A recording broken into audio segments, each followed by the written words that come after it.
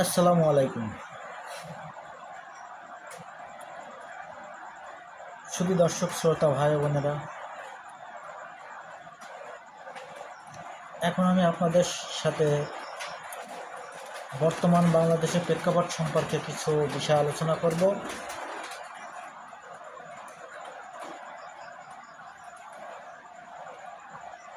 বর্তমানে বাংলাদেশ অন্তর্বর্তীকালীন সরকার অনেকটাই চাপে পড়ে প্রধান উপদেষ্টা যখন পদত্যাগের বিষয় সম্মত হন, তখন বিভিন্ন দলের সাথে আলোচনা হয়ে তিনি পুনরায় সরকারে থাকার সম্মতি জ্ঞাপন করেছেন। কিন্তু বিভিন্ন টিভি নিউজ এবং সংবাদপত্রের নিউজ আপনারা অবশ্যই ইতিমধ্যে জেনে থাকবেন, বা দরবার হলের মধ্যে একটা প্রস্তাব বা একটা কথা সরগরম হতে শোনা যায়। সে প্রস্তাবটা হলো মনে হলো যে জাতীয় সরকার গঠন করার একটা রূপরেখা চলতেছে, এবং এই জাতীয় সরকার গঠন করতে মনে হয় অধিকাংশ রাজনৈতিক দল একমত হয়েছে বলে আমার কাছে মনে হলো। বিভিন্ন টিভির যে সংবাদ দেখা যাচ্ছে, সেখান থেকে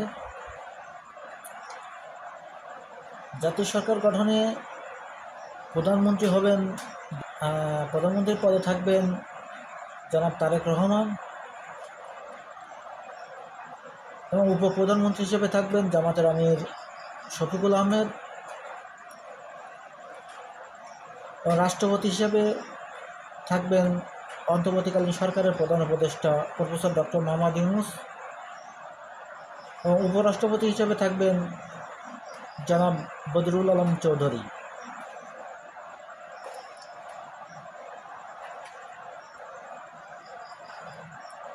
এবং বিভিন্ন রাজনৈতিক দলের মধ্য থেকে আনুপাতিক হারে যে উপদেষ্টামণ্ডলী নেওয়া হবে, তারা সবাই থাকবেন উপমন্ত্রী পদমর্যাদায়, কোনো মন্ত্রী পদমর্যাদায় কেউ থাকবে না। এবং এই জাতীয় সরকারটি হবে উপদেষ্টা পরিষদ বান্ধব।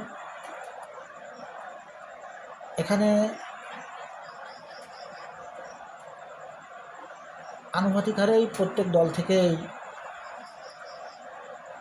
সদস্য নেওয়া হবে। সেখানে বিএনপি থাকবে 25%, জামাত ইসলামী বাংলাদেশ থাকবে 20%, এনসিপি থাকবে 25%,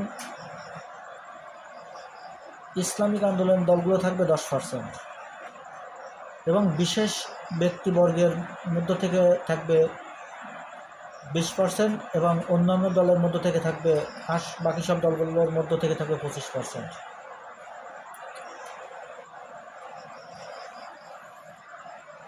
এটা যদি হয় ছায়া সরকার গঠন হয় বা জাতীয় সরকার গঠন হয়, আমি মনে করি অবশ্যই একটা ভালো দিক, এবং দেশ অনেক উন্নতির দিকে যাবে। কিন্তু সবথেকে বড় বিষয় হলো যে যদি জাতীয় সরকার গঠন হয়, তাহলে এই জাতীয় সরকারের মেয়াদ কতকাল হবে এবং তার গ্রহণযোগ্যতা কতটুকু আসবে। আমি আপনাদের সাথে যে কথাগুলো বললাম, একটাই আমার ব্যক্তিগত মতামত নয়, এটা দরবার হলের উপস্থাপিত মত, এবং বিভিন্ন টিভি চ্যানেলে আপনারা দেখে থাকবেন যে এই আলোচনা চলতেছে দু একদিন ধরে। তবে আমি মনে করি এটা হইলে অনেক দেশের জন্য অনেক ভালো হবে। আমি ব্যক্তিগতভাবে মনে করি, তার কারণ ভারত কখনো আমাদের বন্ধু ছিল না, তারা আমাদের শত্রুই ছিল। আর ইউনূস হচ্ছে ভারতের জন, ডক্টর মোহাম্মদ ইউনূস সাহেব হচ্ছেন ভারতীয় জন, আর সারা বিশ্বের কাছে ইউনূস একটি সমাদৃত নাম। একটা নির্বাচিত সরকার যতটুকু যা করতে পারবে, আমি মনে করি তার থেকে ডক্টর মোহাম্মদ ইউনূস অনেক কিছু করতে পারবেন। তো যাই হোক, আলোচনা যেটুকু হয়েছে সমস্ত টিভি চ্যানেলে বা বিভিন্ন নিউজ পেপারে, তো আমিও আশা করব হোক, এরকম একটা জাতীয় সরকার গঠন হোক, তাহলে অন্তত দেশটা অনেক ভালো চলবে। তো দর্শক শ্রোতা ভাই, আপনাদের সুস্বাস্থ্য দীর্ঘায়ু কামনা করে আজকের মতো এখানে শেষ করছি। ধন্যবাদ সবাইকে।